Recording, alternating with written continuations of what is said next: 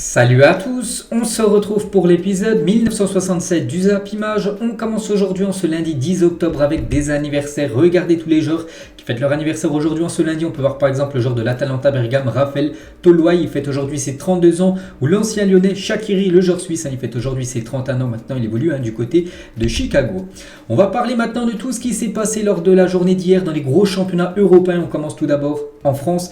Hier soir, il y avait le derby du nord de la France entre Lille et l'équipe de Lens. Et c'est Lille qui s'imposait 1-0 contre le voisin lensois. Jonathan David, l'unique buteur, un but inscrit sur pénalty, un but inscrit à la 44e minute de jeu, juste avant la mi-temps. On peut voir les statistiques du match.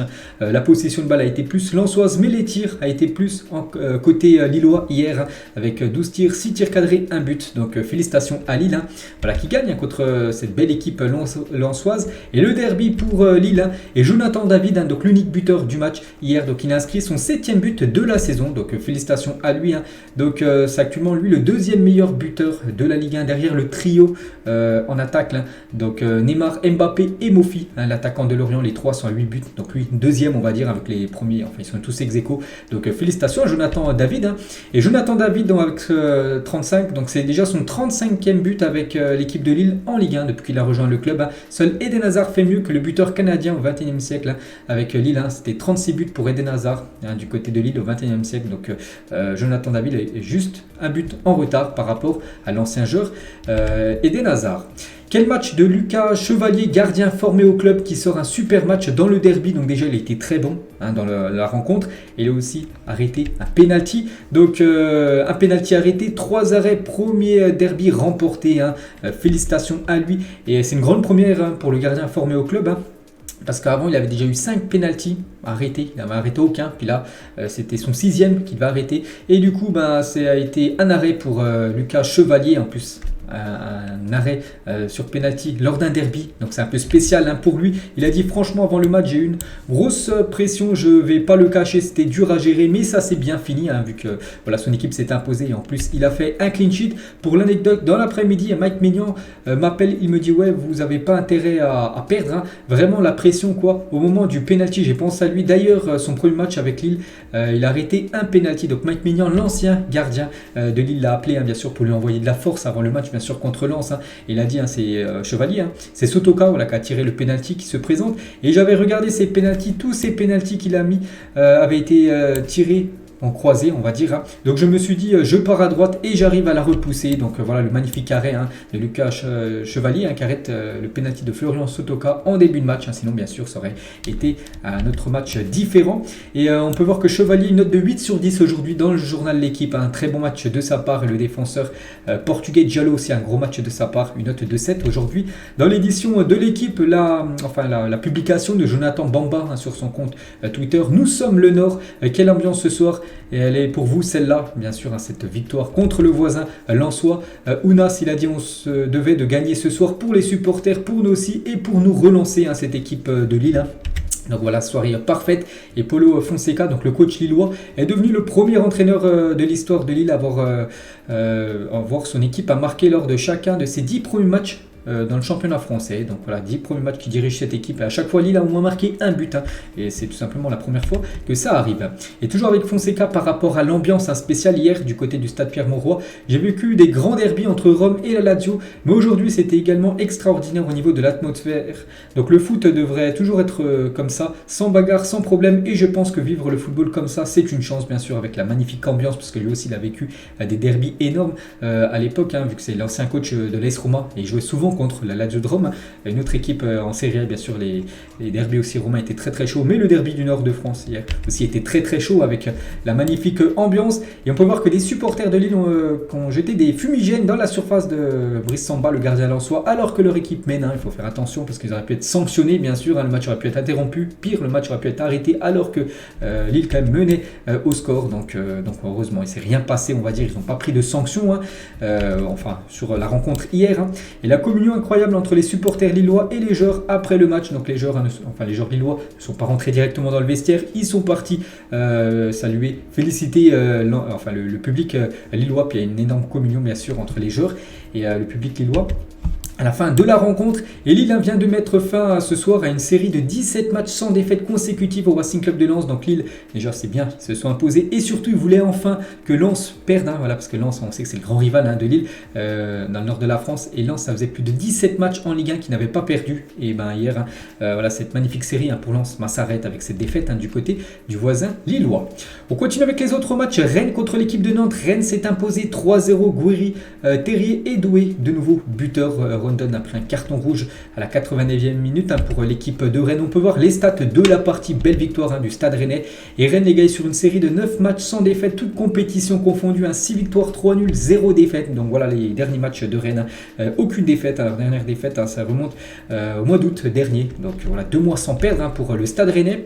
Et toujours avec Rennes, donc ils ont remporté chacune de ces 4 dernières réceptions de Nantes en Ligue 1 et invaincu lors de ces 9 derniers matchs à domicile face aux Canaries. On parlait déjà du chiffre 9 bien sûr avec 9 matchs sans perdre, mais aussi 9 matchs sans perdre contre l'équipe de Nantes à domicile. Donc 6 victoires et 3 nuls au Roison Park contre le voisin nantais. 3,14, donc Rennes affiche une moyenne de 3,14 buts inscrits par match sur sa pelouse cette année, donc 44 buts en 14 matchs, c'est énorme. Seul Manchester City avec une moyenne de 3,64 buts par match affiche de meilleurs totaux à domicile en termes de buts dans les gros championnats européens. Donc voilà la deuxième meilleure attaque on va dire sur 2022. Voilà, à domicile pour l'équipe du Stade Rennais. On va parler de 2 buteurs. Donc Terrier, une note de 8 sur 10 aujourd'hui dans le journal Équipe. Amine Gouiri, l'ancien niçois, une note de 7 sur 10. Et Gouiri, les gars, il vient d'inscrire son 25e but déjà en Ligue 1. Félicitations à lui. Donc, il en a inscrit 22 avec Nice à son ancien club et 3 déjà avec l'équipe de Rennes. Donc, c'est le premier joueur français né en 2000 ou après à atteindre cette barre dans les 5 grands championnats européens. Donc, félicitations à Amine Gouiri.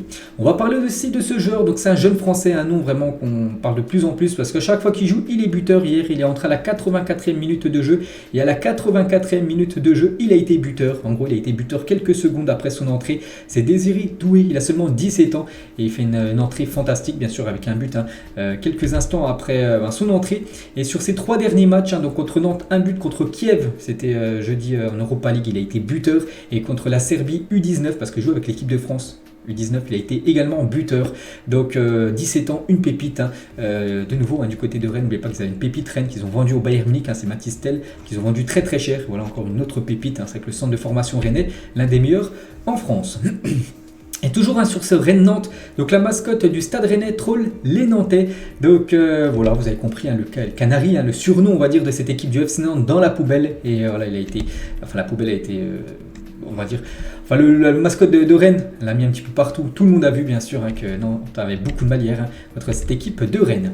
Et des dizaines de fumigènes sont allumés par les supporters rennais dans le derby. C'est qu'il y a une magnifique ambiance également hier lors de ce derby, parce qu'il y avait pas mal de derby. Donc voilà, quelques photos bien sûr de cette rencontre. Un autre derby de Bretagne. Donc Brest contre l'équipe de Lorient et c'est Lorient qui s'est imposé 2-1 grâce à Tarem Mofi, un doublé pour l'attaquant nigérian. Donc on peut voir les statistiques du match très efficace, cette équipe de Lorient, 5 tirs cadrés, 2 buts, félicitations à eux et heureux Dauphins, ils font la une aujourd'hui du journal L'équipe, version Lorient on va dire. Donc les Lorientais c'est quand même deuxième actuellement du classement, c'est incroyable. Donc Lorient est deuxième et n'a qu'un petit point de retard sur le Paris Saint-Germain. Les Merlus font un début de saison incroyable, je pense que c'est leur meilleur début de saison de leur histoire dans le championnat français. Donc ils étaient partis pour jouer le maintien et ils viennent de prendre 25 points sur 30 possibles. Donc en gros, il y a 8 victoires, il y a une défaite contre Lens, un 5-2 et un match nul contre Toulouse. 8 victoires après 10 matchs de Ligue 1, eux qui visaient bien sûr le maintien. Donc on va pas dire qu'il est encore acquis le maintien, parce que bien sûr pour l'instant c'est pas encore fait. Mais bon, ils sont très bien partis pour se maintenir et peut-être même viser bien mieux que le maintien. Pourquoi pas une place en Europa Conference League, en Europa League ou pourquoi pas un truc complètement impensable, la Ligue des Champions, parce qu'actuellement ils sont deuxième de ce championnat français. Donc Lorient est incroyable cette saison. Donc cette saison, je dis, c'est 10 matchs, 8 victoires. Et la saison dernière, 38 matchs, c'était 8 victoires. Ils sont au même niveau, même nombre de victoires, mais avec 28 matchs en moins joués cette saison, pour montrer le début de saison incroyable de cette équipe de Lorient. Et Terem Mofi, l'attaquant de Lorient, donc hier c'est lui qui a inscrit le doublé, donc félicitations à lui. Et Mofi a inscrit 8 buts en 10 matchs de Ligue 1 cette saison, c'est déjà autant qu'en 37 rencontres la saison passée, et c'est son 30e but dans l'élite. La saison dernière il avait terminé avec 8 buts, à la fin de la saison il a déjà 8 buts après 10 matchs, donc voilà, c'est tout va bien actuellement du côté côté de Lorient. On peut voir toujours avec ce chiffre 8, il a obtenu une note de 8 sur 10 aujourd'hui dans le journal L'équipe. Et l'équipe de Brest qui affrontait l'équipe de Lorient avec ses défaites de 1, donc rien ne va. Donc un début de saison compliqué pour Brest en Ligue 1, une victoire, 3 matchs nuls et 6 défaites. Donc actuellement, ils sont 20e de la Ligue 1 avec 6 points. N'oubliez pas, il y en a 4 qui descendent. Et là, à Brest, il faut qu'ils prennent des points. Sinon, ça sera la Ligue 2 saison prochaine. Montpellier contre Monaco. C'est l'AS Monaco qui s'est imposé 2-0 grâce à Mbolo et Boadu. Félicitations à l'équipe monégasque. On peut voir les stats de la partie. Bon, c'est mérité. Monaco, c'est 7 tirs cadrés. Montpellier, c'est 0 tir cadré. Voilà, si tu cadres pas, tu ne peux pas marquer. Nice contre l'équipe de l'Estac de 3. C'est Nice qui s'est imposé 3-2 dans ce match où il s'est passé beaucoup de choses. Donc déjà 5 buts dans la rencontre. On peut voir quand même que c'est 3 qui a le plus tiré, 6 tirs cadrés des deux équipes. Et c'est bien Nice qui a été plus efficace que les Troyens. Et Andy Delors, les gars, buteur le jour de son anniversaire hier. J'avais dit que c'était son anniversaire. Il fêtait ses 31 ans, Andy Delors. Et il a été buteur. Voilà, magnifique cadeau pour l'attaquant algérien. On peut voir qu'il a eu une belle note de 7 sur 10 aujourd'hui dans le journal L'équipe. La même chose pour Nicolas Pépé, une note de 7. Et Sofiane Diop, l'ancien joueur de Monaco qui a été transféré à Nice lors du dernier mercato. Donc il a délivré 2 passes décisives lors de cette rencontre hier. Donc félicitations bien sûr à Nice. Et juste le seul point négatif, on va dire, de la victoire niçoise, c'est Youssef Attal, le latéral algérien, qui est sorti sur blessure cet après-midi face à 3. C'est la 13e fois quand même que le latéral se blesse depuis qu'il joue pour le l'OGC Nice. Bien sûr, bon rétablissement à Youssef Attal. On va parler de Strasbourg qui se déplaçait du côté du SCO Angers. Et enfin, Strasbourg s'impose cette saison une victoire 3-2 du côté de Angers. On peut voir tous les buteurs là aussi. Il y a eu beaucoup de buts, 5 buts dans la rencontre. On peut voir les statistiques du match. C'est du kiff-kiff. Mais c'est bien Strasbourg qui a été plus efficace. Et le Racing décolle enfin dans ce championnat de Ligue 1 avec leur première victoire de la saison. On était déjà à la 10e journée.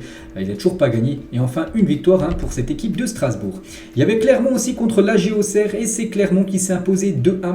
Donc Kawi et Kei, buteur contre un but de Jubal pour les Bourguignons à la 92e minute de jeu. On peut voir les statistiques du match. Et Kawi, les gars, donc il a obtenu une belle note de 7 sur 10 aujourd'hui dans le journal L'équipe par rapport à sa prestation hier.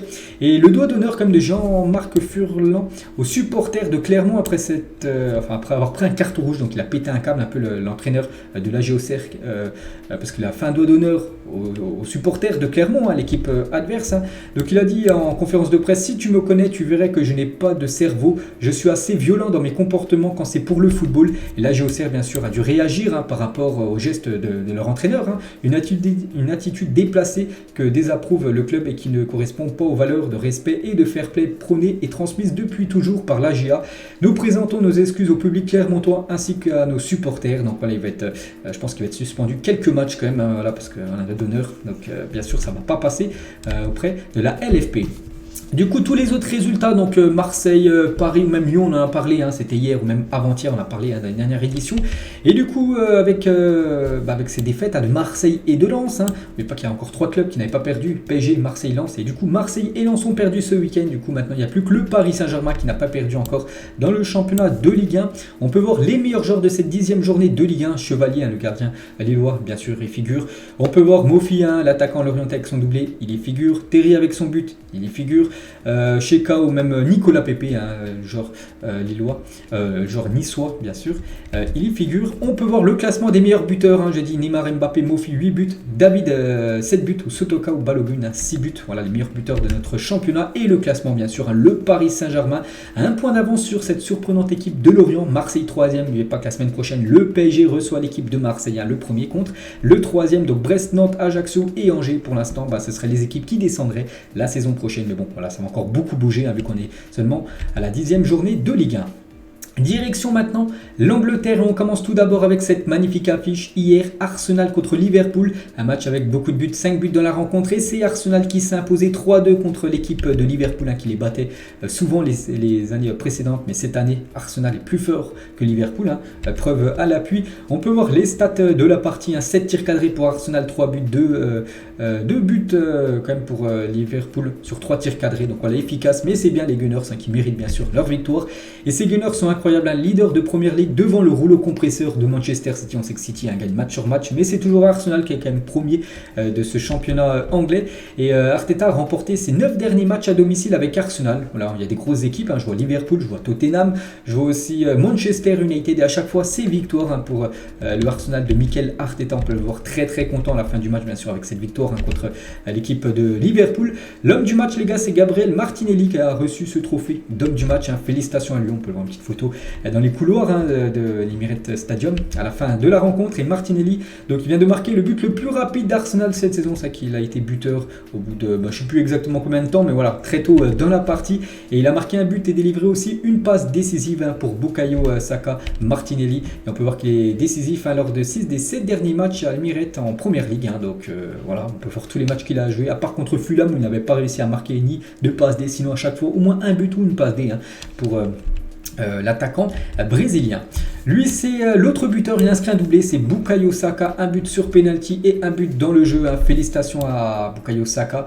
Donc la célébration un petit peu à la Kylian Mbappé, c'est la célébration où c'est les bras croisés, voilà, pour Bukayo Saka, félicitations à lui. Et ce supporter d'Arsenal ne savait pas quel joueur choisir sur son flocage, donc il s'appelait Bukayo Saka, mais Granit Xhaka, le joueur suisse. Donc voilà ce flocage très surprenant de ce fan des Gunners. Et on va parler de Granit Xhaka, le joueur suisse. Et voilà, ils sont partis, il a failli partir en bagarre avec Jordan Henderson, le joueur de Liverpool. C'était très très chaud entre le milieu anglais et le milieu suisse. Donc voilà quelques photos lors de ce match hier entre Arsenal et l'équipe de Liverpool. Et toujours avec Henderson, mais pas avec Xhaka, cette fois-ci avec Gabriel. Et Henderson va faire l'objet d'une enquête pour des propos graves qu'il aurait tenus à l'encontre de Gabriel. La fédération anglaise a indiqué entrer en discussion avec les arbitres du match Arsenal-Liverpool pour analyser les détails de l'incident et savoir ce qui s'est dit entre Ederson et Gabriel, peut-être des insultes racistes. Donc voilà, ils vont enquêter tout ça et bien sûr il pourra avoir une grosse sanction, le joueur Jordan Henderson. On va parler de Liverpool, n'a engrangé seulement que 10 points en 8 matchs de Première Ligue, donc c'est une catastrophe. Les Reds font leur pire début de saison depuis plus de 10 ans. Donc une petite comparaison avec les deux dernières saisons. Donc la saison dernière, après 10 matchs, ils avaient pris 18 points et il y a 2 ans, ils avaient pris 17 points et là seulement 10 points après 8 matchs. J'avais dit 10 matchs, mais voilà, c'est une catastrophe cette saison. L'équipe de Liverpool qui a beaucoup de mal à gagner des matchs. Et Klopp, les gars, sur les sorties de Luis Diaz, Alexander-Arnold. Donc tout d'abord, Alexander-Arnold est malheureusement blessé, comme Luis Diaz aussi. Ça ne semble pas bon pour les deux. Donc voilà, déjà Liverpool, ça va pas fort. Et en plus, ils ont pas mal de blessés. Il y a aussi Arthur Melo qui s'est blessé, je l'ai dit, il y a quelques jours. Donc voilà, c'est une catastrophe, bien sûr, du côté des Reds. Et concernant Arnold, les gars, beaucoup critiqué par son niveau de jeu. Donc enchaîne les errances défensives sur son côté droit. Donc regardez par exemple les photomontages qu'on peut voir. Donc avec le visage d'Harry Maguire et les cheveux d'Alexander Arnold. En gros, il aurait le même niveau actuellement qu'Harry Maguire, beaucoup critiqué, on le sait aussi, depuis le début de la saison. Lui aussi, les gars, il a du mal en ce début de saison, c'est Mohamed Salah. Donc cette saison, les gars, il a été seulement 5 fois décisif après ses 8 premiers matchs de Première Ligue.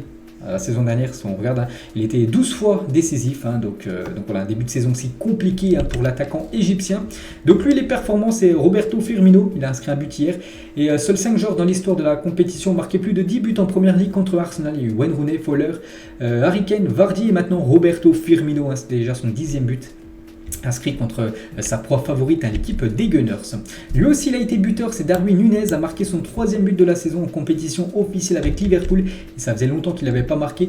Son dernier but remonte au 6 août dernier, on est quand même le 10 octobre. Ça faisait quasiment 3 mois qu'il n'avait pas marqué, ce joueur qui a été acheté très cher, plus de 80 millions d'euros. Donc félicitations à lui. Et regardez la célébration comme qu'il a fait, une célébration en train de pleurer, tout ça. Donc bien sûr, il a été, après, par rapport à sa célébration, il a été chambré, parce que voilà, Arsenal du coup a quand même gagné son équipe de Liverpool, et Liverpool actuellement est 10e du classement. Et voilà, c'était la grosse recrue de Liverpool, un joueur peut-être qu'il pouvait remporter le classement du meilleur buteur de l'APL. Mais bon, on peut voir qu'actuellement il a la 27e position des meilleurs buteurs du championnat anglais avec seulement 2 buts, alors que le premier Haaland déjà 15 buts. Donc voilà, bien sûr, il a été beaucoup critiqué par sa célébration, Darwin Nunez. Et l'arbitre aurait-il dû siffler un penalty pour Liverpool, oui ou non? Peut-être, les gars, voilà, sur cette action où il y avait 1-0 toujours pour Arsenal. Pour moi, bien sûr, ça mérite un penalty. L'arbitre n'a rien dit. Il n'y a pas eu péno pour l'équipe de Liverpool.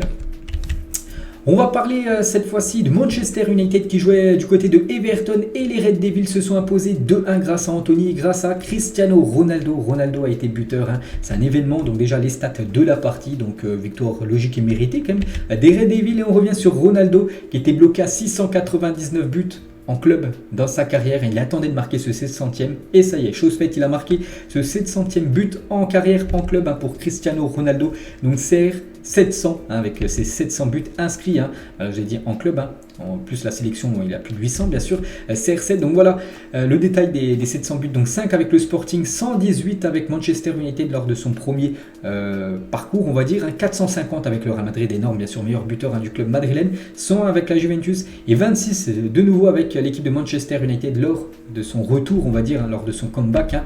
Donc c'est une moyenne comme de 35 buts marqués par saison en club, hein, parce que ça fait plus de 20 ans quand même que Ronaldo, on dit buteur, hein, au moins une fois chaque saison. Et si on regarde les gars les détails des 700 buts marqués par CR7 au cours de sa carrière, cette fois-ci dans les compétitions, parce que là juste avant on a vu dans les clubs, donc par exemple c'est en Liga où il a marqué le plus de buts, 311 buts en Liga avec le Real Madrid, hein, 141 en Ligue des Champions, 103 en Première Ligue, hein, 181 en Série A, on peut voir, voilà, je ne vais pas tout citer, donc voilà les compétitions où il est le plus buteur, la Liga et la Ligue des Champions, qui est quand même une compétition très très relevée. Et Ronaldo du coup avec ce premier but cette saison en championnat, Ronaldo vient de marquer un but en championnat pour la 20e saison consécutive, hein, depuis la saison 2002-2003 jusqu'à cette saison 2022-2023. Il a été au moins une fois buteur lors d'une saison en carrière. Ronaldo et Anthony, bien, la célébration des deux après le but, hein, du 2-1 pour Cristiano Ronaldo avec le joueur brésilien Anthony, hein. Et le supporter d'Everton derrière, hein, on peut voir voilà, ce qu'il fait. On a parlé d'Honneur tout à l'heure avec le coach, hein, de la GOCR. Ça a été la même chose, hein, voilà, pour ce supporter d'Everton, hein, avec cette photo mythique avec Cristiano Ronaldo en train de célébrer son but. Et Anthony, les gars, donc il a marqué un but aussi, donc devient le premier joueur de l'histoire à marquer lors de ses 3 premiers matchs avec Manchester United en championnat. Donc félicitations Anthony, hein, c'était jamais arrivé dans le passé, hein, du côté des Red Devils. Lui les gars, il n'a pas marqué mais il a délivré une passe d'essai. Anthony Martial, de passe décisive, voilà, contre l'équipe de Everton, et on peut voir voilà, qu'il est décisif comme sur ses 3 derniers matchs, hein, l'ancien joueur de Monaco. L'homme du match de ce Everton Manchester, c'est Casemiro, hein, qui avait très peu de temps de jeu comme depuis son arrivée.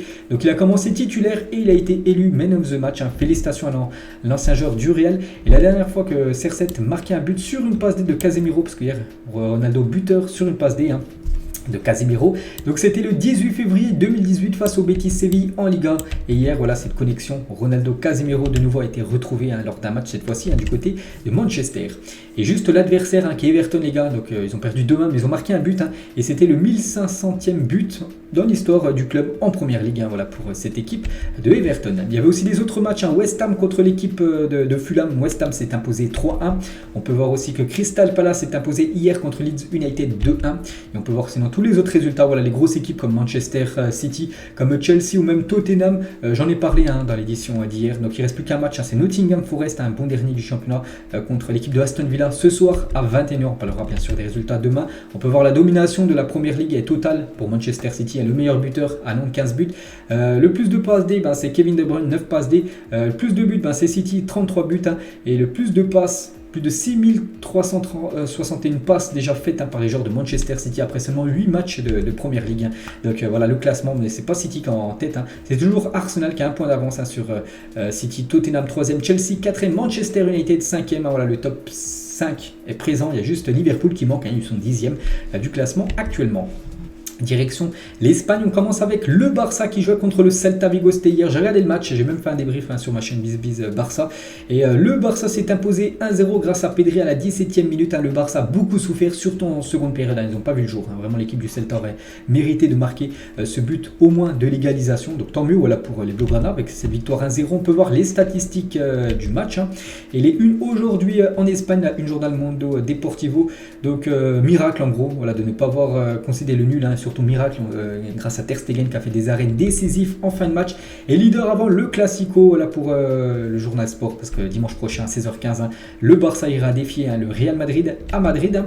Et on peut voir actuellement, le classement, hein, le Barça et le Real Madrid 22 points avant le Classico la semaine prochaine, hein. Donc ça va être énorme bien sûr, hein, ce choc, hein, en Espagne dans quelques jours. Et Xavi l'a dit par rapport à ce match, hein, nous sommes leaders, par rapport au match d'hier, hein, nous sommes leaders du championnat et nous devons retrouver le niveau que nous avions avant la trêve internationale, mais ce n'est pas facile. facile comme nous l'avons vu aujourd'hui, comme j'ai dit, cette deuxième mi-temps qui a été très très compliquée pour l'équipe de Xavi. Le buteur c'est Pedri les gars, voilà sa célébration en mode lunette, il fait Pedri. Il a fait aussi juste après la célébration de Jules Koundé qui fait voilà, en mode serpent Jules Koundé. Et une petite info concernant Jules Koundé, ça c'est une très bonne nouvelle quand même pour le FC Barcelone avant d'affronter l'équipe du Real Madrid, parce que Koundé devrait être apte pour le Classico dimanche prochain. Il devrait être forfait là pour le match contre l'Inter mercredi, mais il devrait être présent pour le gros choc en Espagne. Jules Koundé.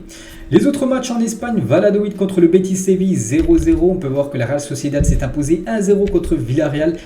Cadix contre l'Espagnol de Barcelone, 2-2 entre ces deux équipes. On peut voir sinon tous les autres résultats. Donc le Real Madrid, même l'Atlético Madrid, on en a parlé dans l'édition d'hier. Les deux clubs de Madrid se sont imposés 1-0 et 2-1. Il reste un match, Elche-Mallorca ce soir à 21h. On parlera du résultat demain. Du coup, le classement, le Barça et le Real Madrid en tête, Bilbao 3e et l'Atlético Madrid à la 4e position. Direction l'Italie, on commence avec Naples qui joue du côté de Cremonese. Et Naples s'est imposé 4-1. On peut voir tous les buteurs, Politano, Simone, Lozano et Oliveira, 93e et 96e. Ils ont été buteurs. Cette équipe de Naples, on peut voir qu'ils ont totalement dominé. Plus de 10 tirs cadrés quand même pour cette équipe de Naples, 4 buts, victoire logique des Napolitains. Et début de saison incroyable de Naples qui est solide leader de Serie A, 9 matchs, 7 victoires et seulement 2 matchs nuls, 0 défaite pour cette équipe qui a quand même mis un 6-1 à l'Ajax Amsterdam la semaine dernière en Champions League. Le second du championnat, c'est l'Atalanta Bergame qui jouait du côté de Udinese. Score final 2-2 entre ces deux belles équipes. De le feu, magnifique but sur coup franc, je l'ai vu.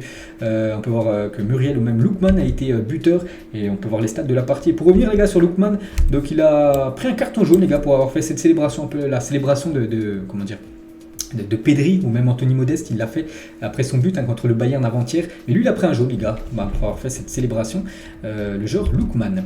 L'AS Roma joue contre l'équipe de Lecce et l'AS Roma s'est imposé 2-1 dans ce match. Smalling et Dybala buteur côté AS Roma. On peut voir que l'AS Roma mérite sa victoire, ils ont totalement dominé cette équipe de Lecce. Et on revient sur Dybala qui enchaîne un nouveau but ce soir, son 5e en autant de matchs consécutifs avec l'AS Roma. Voilà les 5 derniers matchs, à chaque fois buteur pour Paulo Dybala.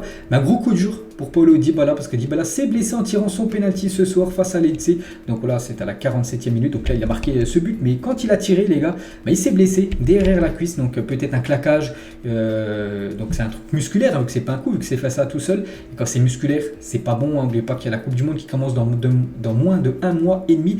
Et il est blessé. Et d'après José Mourinho, sur la blessure de Dybala, je le sens mal, pour ne pas dire très très mal. Malheureusement, c'est très très mauvais. Je ne suis pas médecin et j'en ai pas parlé avec lui.